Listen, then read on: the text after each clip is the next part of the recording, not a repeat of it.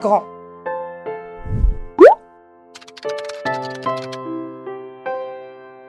Donc, on a organisé avec les jeunes de Kinshasa, NKH Congo. Donc, en réalité, c'est eux qui ont organisé la conférence qui a eu lieu, où il y a eu énormément de personnes qui ont participé.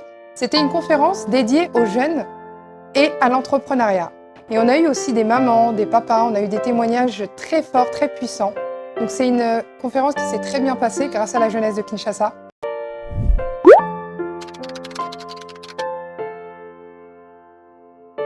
Bien sûr, l'homme congolais, ou plutôt le jeune, parce que moi je suis venue ici pour la jeunesse congolaise, donc c'est la société NKH qui m'a ramenée ici, ce sont que des jeunes.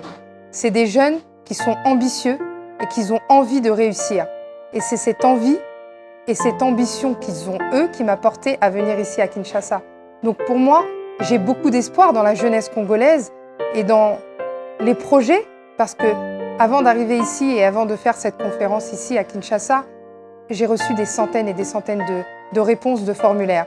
Je leur ai demandé de me parler de leur blocage, de me parler de leur réalité, de leurs projets, de leurs plus grands rêves, de leurs plus grandes peurs. Et j'ai bien constaté qu'ils sont très ambitieux. Ben, c'est comme dans la vie. Entreprendre, c'est une vision, c'est un mindset, c'est une façon de penser. Quand on entreprend, quand on crée un business, c'est pas juste le moment où on est dans notre travail qu'on est entrepreneur. On l'est tout le temps. On mange entrepreneuriat, on dort entrepreneuriat. C'est pas j'ai 8 heures de travail, je rentre chez moi, c'est terminé. C'est un mode de vie.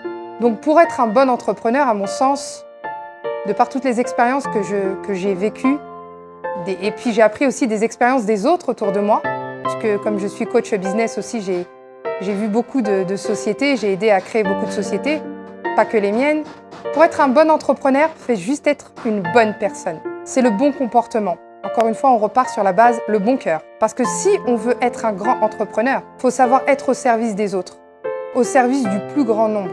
Et c'est comme ça qu'on entreprend et qu'on devient un entrepreneur à succès.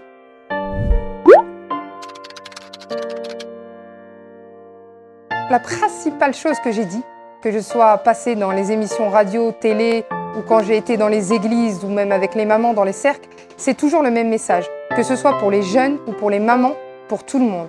C'est n'attendez pas qu'on vous ouvre la porte.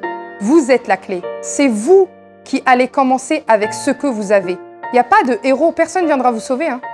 Vous êtes votre propre héros.